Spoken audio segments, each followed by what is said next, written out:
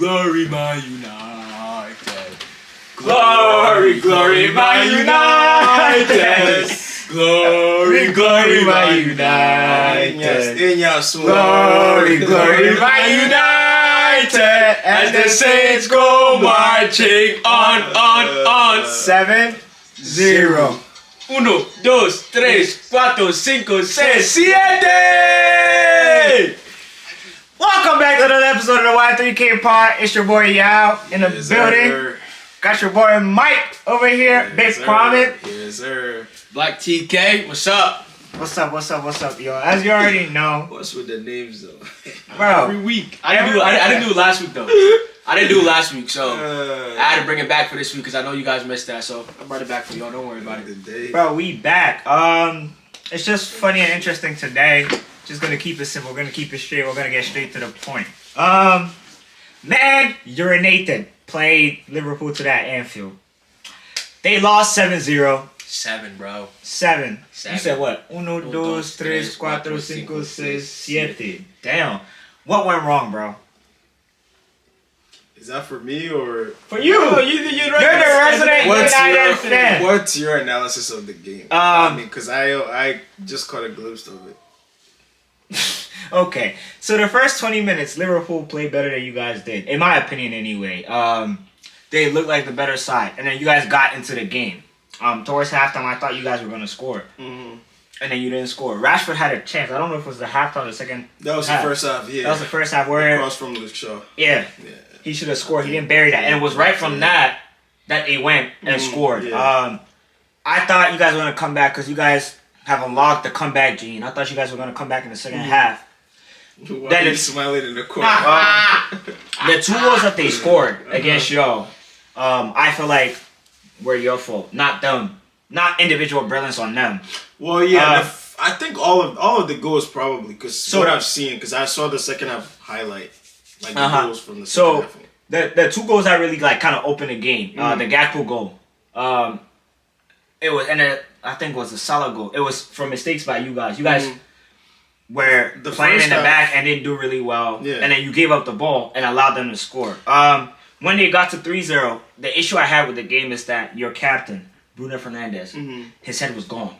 Probably, I think the biggest issue That's I have enough with for that, biggest issue I have with that is that no matter what situation you're in, right, as a captain, you're supposed to be the most composed. And one thing I find about Bruno to be annoying is that he ends up being the most uncomposed player when you need him the most. Yeah. Sometimes he complains a lot to the ref. You see him moaning. This is a time where you have to pick up. Even at 3-0, I thought, oh, you guys might come back, do something. And then it completely went off. Martinez got bullied. And at first time, Martinez bullied Salah until that goal. And then from then on, Salah, bro, at one point, Salah had him on the floor. He was crawling and doing all of that. That was crazy. Aside that, I don't think this is a Ten Hag loss. I think it's more of the players on the pitch. Yes, everyone's lost. Yeah. And I can't wait to see what he does to them in training tomorrow. But yeah, what about you, bro? How you see it? I didn't watch much of the game. I didn't get to see the City Newcastle game, so I was watching a replay of that. But I did see the first Gakpo goal. Got it on the left, cut inside on Varane. We talked about this during the goal. Poor positioning by Dalot that left Varane sort of like he no was man's out of land. position, but Fred's position was also poor. Yeah, because when the ball went out to that left side, Varane had to full speed run to try to cut him off, and then when Gakpo seen that he was coming at him full speed, He turned. cut it That inside. was a good goal, but Slotted the right I pass. think in terms of like positioning and organization, I think we had it wrong. Yeah. It's like Dalot was, out of position. He stepped up. Fred, Fred, I feel like he overcommitted, to Gakpo instead of kind of like, because like Gakpo doesn't have the ball, so there's no need for him to just, be on him like that. just commit like that and that's what opened the gap for Robertson to play that ball through. What was it? Dalot stepped up, so I don't know. Maybe your back line was. I don't think your back line was. I don't think it was all on the right. Nobody else in the back line stepped up. He was the only one that stepped up, and that's what left the space in behind. Space. Yeah. I think all of the goals were caused by mistakes. I think. So Another thing I would if you look say, at it, I think one mistake it's not really. Second half, I think like Ten Hag made. One mistake I think he made was not starting Wan-Bissaka. Your last game was what? Newcastle, right?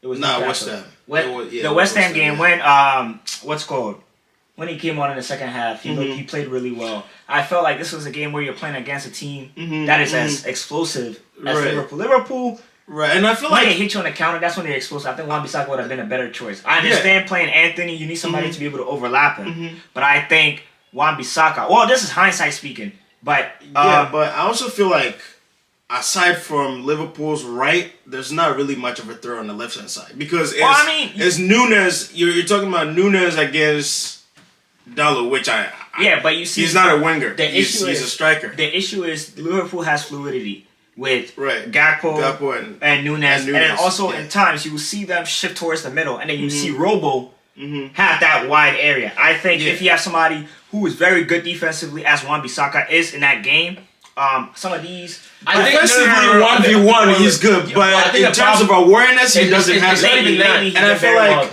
I know that, but the problem with that is when you create an overload on one side and there's like an overlap, your other winger has to come back. Anthony has to be back in order for. No, he tracks back. He tracks back. I don't think it's always though. He tracks back. No, he's better than Rashford's side. Yeah, Anthony gives you that work rate. Yeah, but see, the thing with Rashford's side, though, is that when Rashford is out wide, even today, Crown, I think at one point Bruno was playing on the right-hand side. No, because he was playing the 10, but he kind of had that free role, which I also in terms of like. I think that he was trying to. Ten Hag was trying to give them that fluidity in terms of like movement with because this guy doesn't have the pace. Because obviously in this game we're gonna go play on the counter. So sometimes you see Weghorst playing the 10 and then Bruno shift to the left and then Rashford up top. That's why I'm saying we can kind of cheat a little bit. Yeah, that's why I'm saying with Rashford's work rate, you saying he doesn't track back. I think it's a consequence of how you play. Because Rashford sort of, most of the time, is playing as really the striker. That's what he's doing. Yeah. You see Rashford up top because you're trying to beat them on a counter-attack. Weghorst is not really playing as a striker. He's playing sort of like, he plays as sort of a decoy for Rashford to be able to slip in behind and get into goal. So I think when it comes to work rate, at least I would say Rashford plays as sort of your striker. So the person I really would struggle in that most would be Luke Shaw because it's just him having to defend against if there's an overload. Right. Yeah. But then you have Casemiro and you have Licha. They're supposed to help out. But I think... Casemiro cannot be out of position most of the time. And I feel like that's when Fred even covered that Dalot position. That's where who's also supposed who's shifting in his position. It should be Bruno shifting back in there. Yeah, somebody needs to be there to close down that half space where Robertson played that ball through. Somebody needs to be there, and I feel like today just the defensive organization wasn't there today. And I feel like defensively, it starts from the front, not the back. I feel like the back organization in the back, I trust Varane and Martinez. But I feel like from the front to the middle is just it was a little out of sorts. It was reminiscent of when Rangnick was coach. When I watched the second half, it looked like they didn't want to play. That's what I'm saying.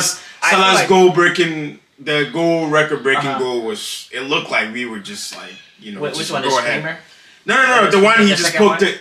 The one he just. I think it was a 6th goal. I think. Yeah. The one he just poked it. It looked like we didn't want to play.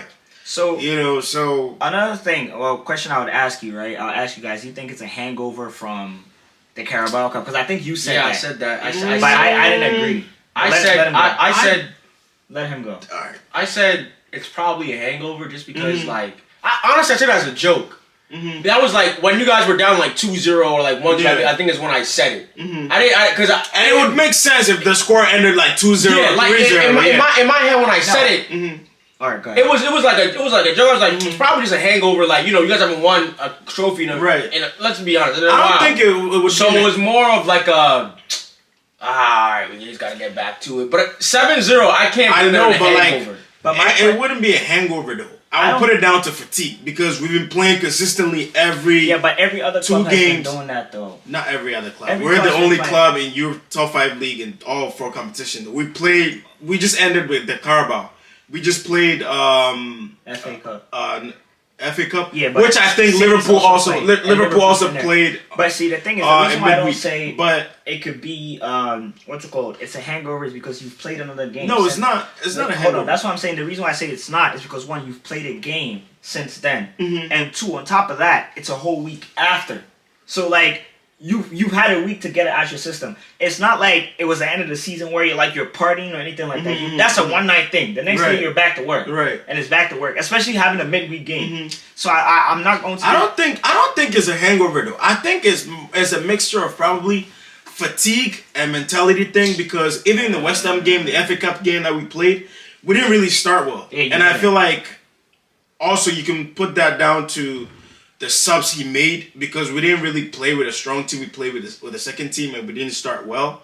But with this game, it's 7-0.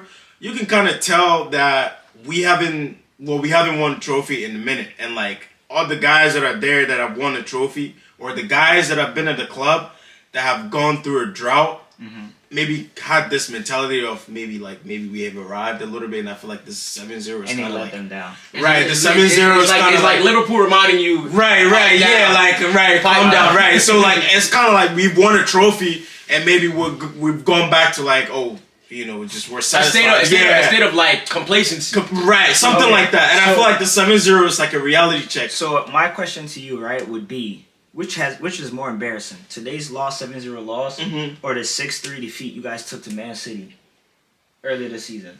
I think the 6-3 is probably down to them being better than us and a few mistakes in that game. Today's game, I feel like it was more of a mentality thing, as in like we've won a trophy, in terms of like walking with your shoulders back, like we're on par with like Liverpool and Man City, being like that kind of mentality. It was a mentality thing. There's nothing about attitude or like maybe like work rate or anything. I don't think you can go back to the training ground and kind of, well, you can fix a lot of stuff in the training ground, but I think it's a mentality thing. Yeah, maybe a few shout at the players or something will get them back thinking like, oh crap, like I know that at the end of the game, a couple of them will be looking like, oh shit, like what I mean, we've won a trophy, but we're not there yet. It's like a humbling listen to us. I think it's a mentality. That's just me, looking from the outside. To be honest with you, bro, like I think for me, I watched the City game. And I didn't really watch this game. The City game, I think, was just like, I think the City game, in a sense, was Ten Hag's like learning game. So in a sense, I feel like this one would be a bit more embarrassing, in the sense that like he should have known like how, because the City game, I don't really blame him, because that was. I don't really blame him for this game though. No, but this game, I would blame him only in the sense that like the players have to be ready.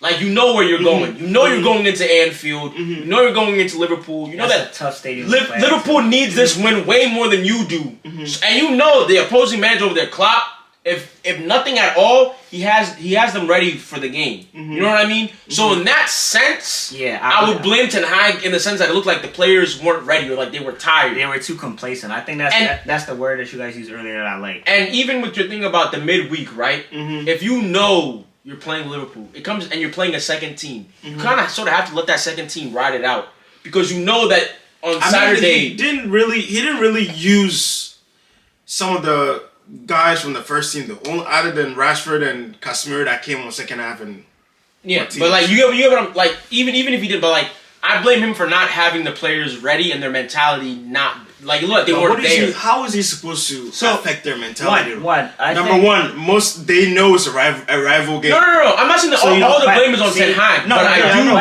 I think what he's saying is kind of true. He also takes a little bit of the blame as of course as a manager. I mean, you're the head honcho. Yeah. In terms of that, I think even when the Carabao Cup, there was a little too much celebration for my liking personally. The way I saw some players, let me finish. Sure. The way I saw some players celebrating as a club, such like United, winning such trophies shouldn't mean as much as it was. You saw Sancho, bro. When they were coming out, they was playing music, doing all this, right? Drink all this alcohol, Maybe that played a factor into it. I don't think so, because Carabao Cup 3 years in a row. Oh, it's not a trophy. Why are you celebrating? We'll come to that. Now Man United wins it. It's the biggest trophy in the world, bro. I feel like we celebrated because of where we've been. Yeah, I understand. And the drought. And Yeah, I don't think I don't think we overdid it. I don't think we overdid it. No, I don't think we overdid it. Yeah, you did. Because that's what happens. If that's how you celebrate the Carabao Cup, how would you celebrate if you won Europa League or if you won a And that's what I'm saying. We haven't won anything I'm saying, since 2017. And he said it. Damn. This is us. Like, we're going to have a 24-hour... Or we're gonna have the celebration for the rest of the night, and then we're back into training tomorrow. In the morning. So I don't think we overdid it because if I've watched you guys win it, and you guys, even though you look like you're not celebrating, you're still celebrating. Yeah, but see, I'm not. No, and I feel like trying to say. And I feel like it may look like we overdid it because of where we've been. Today. Yeah, no, because of where we have been. Like we haven't won any trophy since 2017. So yeah, and a couple of the players haven't won any trophy. This is their first trophy. Damn. So they're probably gonna go overboard. Yeah, but see, the reason why the celebration a little bit. The reason why I say this loss is the most embarrassing loss is because it is embarrassing. It comes down to also the fact that one, you're coming off a cup win. This is supposed to be the turn of the tide, right? This is where things are supposed to be getting good. Right. You're expecting bigger things from. I thought personally before the game, I thought you guys were gonna win it. I had confidence too. When I put my predictions and I said you guys were gonna win 2-1 because I felt like even if Liverpool was to score one goal in the first half, you guys would be able to come back because I think Man United has this comeback game with Ten Hag where he's able to make good substitutions at halftime and bring on the right players. But where it comes down to where I say it's a hangover before we move on is also the fact that you look at it, you came out the second half rubbish. And that's what happened. They scored 2 goals in 6 minutes. We've done that a couple games. I think the Leeds game we did that. Yeah, but what did you also do in that Leeds game? You ended up coming back, right? Yeah, we did come back, but we need to start second half better or start games overall better. Especially against it's Leeds. We can't against Leeds. We did that against Liverpool. You're not coming back. You do that against Man City. You're not coming back, and that's what happened. I think, and I feel like maybe these are a little bit these little habits that we have in us that is not complete. Like that's exactly what I'm saying. Why because of how long it's taken you guys to get to this point, they kind of sort of dwelled on the Carabao Cup maybe a little too much. Maybe not even in training, but in their heads. Because I know for a fact, knowing somebody like Sancho is what my age, right? 23, 22. When you win something like that, especially at a club like that, even Rashford, right?